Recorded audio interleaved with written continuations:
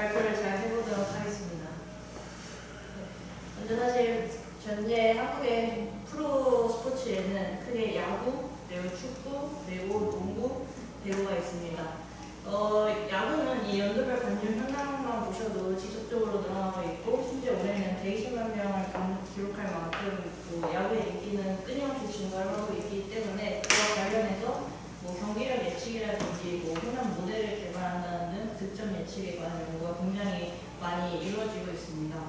축구의 같은 경우에도 관중 수는 조금 적지만 워낙 대표팀 축구가 인기가 많기 때문에 그에 기반해서 똑같이 관중 수 예측이라던가 승부 예측, 그런 머신러닝을 활용한 예측이 굉장히 다양하게 이루어지고 있습니다. 그 다음으로 이제 출품한다는 농구는 유일하게 배구랑 농구만이 이 프로 스포츠에서 여자부와 남자부가 구분되어 있습니다. 그래서 살짝 앞에 야구나 축구보다는 관중 수는 적지만 그럼에도 해외에 있는 NBA라는 게 워낙 유명하기 때문에 그에 착안하여서 그와 비슷하게 경기 결과 예측 연구가 굉장히 많이 이루어지고 있습니다. 이렇게 앞에 세 스포츠는 예측 연구가 많이 이루어지고 있는데 배구도 똑같이 관중 수가 앞에 스포츠보다 적지만 그럼에도 꾸준히 증가를 하고 있기 때문에 과연 배구에 이런 예측 연구가 있을까라는 걸 찾아내는 연구를 시작하였고요. 하지만 막상 찾아봤을 때는 굉장히 적은 연구가 있었고 그러한 연구가 있어서 이번에 한번 배구를 한번 해보자 해서 배구에 대한 연구를 진행하게 되었습니다.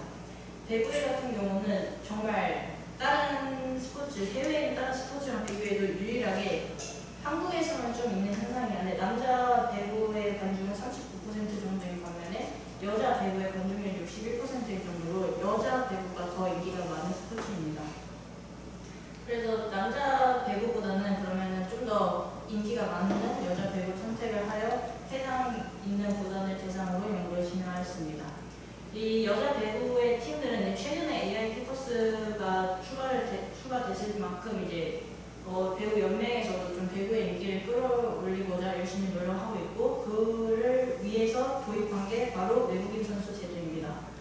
외국인 선수 제도는 처음에는 그냥 자유계약 제도라고 시작을 하였는데 자유계약 제도는 아마 모든 분들이 아실 텐데 그냥 야구나 축구도 구단의 스카우터들이 외국인 선수를 한 명 영입해 오는 것과 똑같은 제도입니다. 거기에서 이제 트라이얼 시스템이라고 해서 외국인 선수 영입 제도를 한번 바꿔서 호브에서 매년 이제 매년 8월, 9월 그쯤에 이제 드래프트 시스템을 엽니다. 외국인 선수로 호브 뛰고 싶은 사람 모여라 해서 거기서 드래프트를 해서 뽑는 트라이얼 제도 시스템을 했는데 그럼에도 한국 배구를 다시 일으키기에는 조금 부족하다고 해서 이제 새롭게 아시아쿼터 시스템을 도입하게 되었습니다. 그렇지만 이런 외국인 선수의 가장 큰 단점은 이제 배구에서 유일하게 있는 용어가 몰빵 배구라고 해서 외국인 선수가 굉장히 큰 비중을 차지하고 있습니다. 공격 지표만 봐도 한국 선수가 1번부터 5번까지 한 명도 없고 모두 외국인 선수라는 것을 보실 수가 있습니다. 그럼 이게 과연 작년에만 일어난 일시적인 일이냐라고 생각을 하실 수도 있는데 실제로 꼴찌였던 팀이 외국인 선수 한 명 바꿨다고 한 번에 1등에 우승을 한 적도 하였고요. 이 한 번만이 아니고 또 지난번에도 스파이더스라는 팀이 꼴찌였다가 외국인 선수가 바뀌어서 공격력이 좋아지니까 바로 1등을 한 적이 있습니다. 이걸 봤을 때 과연 여자 배구의 외국인 선수 영향력이 대체 얼만큼인가를 한번 확인을 하고자 하였습니다. 그리고 이런 공격 선수를 많이 또 영입을 하기 때문에 연구에서 공격 성공률, 공격 지표라고 불리워지는 공격 성공률, 그리고 공격 효율, 공격 점유율을 하였고 또한 배구는 9명이 특별한 포지션이 없이 모두 로테이션을 돌리기 때문에 세트당 서브 평균과 세트당 블로킹 평균을 연구의 지표로 사용하였습니다. 앞서 보여드렸다시피 꼴찌였던 팀이 외국인 선수를 바뀌었다고 1등으로 된 사례가 있기 때문에 2007-2008 시즌부터 작년까지였던 시즌에 그 리그의 1등 팀과 꼴등 팀을 연구 대상으로 선정하였습니다. 이건 이제 간단히 보시기 편하게 정리한 거고 예측을 하기 위해서는 다양한 연구들이 있지만 저는 이제 시기열 연구를 활용하고 시기열에도 이런 아리마나 프로핏 같은 연구가 있지만 최근에 이제 가장 아리마나 프로핏보다 예측의 정확도가 더 뛰어나다고 많은 다수의 선행 연구를 통해서 저는 뉴럴 프로핏을 선택하여 연구를 진행하였습니다. 이 연구에서 모델 정확도를 확인하기 위해서 각 지표별로 MA와 RMS의 값을 구하는데 이제 여기 보시면 앞에 그 성공률이나 효율 같은 경우에는 조금 서브나 블로킹보다 MA랑 RMS의 값이 높은 것으로 보실 수 있는데 이거는 그 성공률과 효율은 퍼센트로 표현이 되어지고 서브나 블로킹은 그냥 거의 0에서 2 사이의 숫자로 표현되기 때문에 그것으로 인한 차이라고 보시면 됩니다. 그래서 팀에 대한 이제 먼저 공격 성공률을 본 것을 이 앞에 파란색과 초록색 점은 지난 10년 동안에 모았던 지표를 가지고 예측을 한 결과입니다. 아무래도 당연하다고 생각하실 수 있겠지만 상위 팀일수록 당연히 공격 성공률이 높은 것을 확인할 수 있었습니다.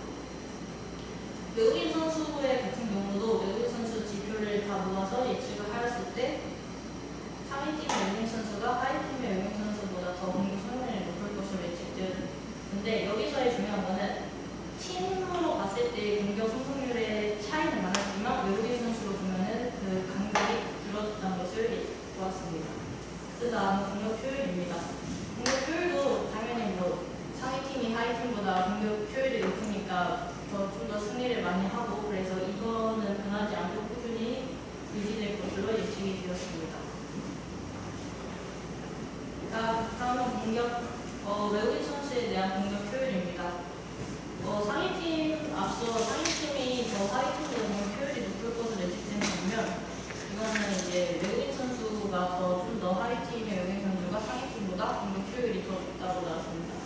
이거에 대해서는 좀 다양하게 많은 해석을 할 수 있지만 이제 저의 생각으로는 하위 팀일수록 외국인 선수에 대한 공격 기회를 좀 더 많이 주고 그만큼 선수들이 외국인 선수를 많이 갖춰주다 보니까 그래서 아마 하위 팀의 외국인 선수 공격 효율이 더 높게 나오지 않는다 생각이 듭니다. 다음은 공격 점유율입니다. 공격 점유율은 하위 팀의 외국인 선수가 상위 팀보다 굉장히 많은 공격 점유율을 가질 것으로 예측되었습니다. 하위 팀일수록 외국인 선수에 대한 좀 의존도, 공격의 의존도가 높아서 이런 결과가 나왔지 않나 생각됩니다. 다음은 세트당 서브 평균입니다. 하위 팀과 상위 팀 모두 세트당 서브 평균에서도 분명한 차이를 보일 것으로 예측되었습니다. 여기서는 팀에서는 당연히 상위 팀이 높을 것으로 예측이 되었지만 외국인 선수는 봤을 때 비슷할 것으로 예측되었습니다. 그 다음은 블로킹 평균입니다. 블로킹 같은 경우에는 이게 공격 지표라고 볼 수 있고 또 수비 지표라고 볼 수 있는데 선수들이 다 돌아가면서 블로킹을 하기 때문에 상위 팀과 하위 팀 모두 일단은 블로킹은 좀 서로 비슷한 수준에 두고 있지 않나라는 결과가 나오게 되었습니다. 다음은 이제 외국인 선수의 블로킹 평균입니다. 확실히 이제 상위 팀의 외국인 선수일수록 블로킹의 평균이 높을 것으로 예측되었는데 이거는 아무래도 상위 팀의 외국인 선수는 상위 팀일수록 좀 이제 거의 구단이 자본이 조금 있다 보니까 더 다양한 능력, 육각형의 능력이 있는 선수를 영입하였기에 좀 이런 결과가 나왔지 않나 생각합니다. 이 연구를 통해서 제가 이 연구를 하고 싶었던 거는 지금 사실 한국 배구가 김연경 선수나 주요 선수들의 은퇴 이후로 2012년에 4등이라는 성적을 이뤘지만 작년에 이제 세계 순위에서 40위를 했을 만큼 많이 떨어져 있습니다. 그러기 위해서 이제 배구 연맹은 한국 선수들의 실력을 이끌어야겠다는 마인드로 이제 외국인 선수를 영입하였지만 실제로 보면은 외국인 선수에 대한 의존도가 높았고 그거에 대한 결과가 예측값으로도 외국인 선수에 대한 의존도가 높다라는 게 나왔기 때문에 나왔습니다. 하지만 배구는 어쨌든 팀 스포츠이기 때문에 외국인 선수에 대한 의존도를 조금은 줄이고 좀 더 팀 스포츠를 강조하는 그런 변화가 필요하지 않을까 생각됩니다. 또한 실제로 이제 추후 연구에서는 이제 이거는 외국인 선수만을 다뤘고 최근에 생긴 아시아 쿼터에 대한 연구는 아직 이루어지지 않고 있습니다. 아시아 쿼터 스코어에 대한 연구를 이번에 진행을 하려고 했지만 이제 도입된 지 얼마 안 돼서 표본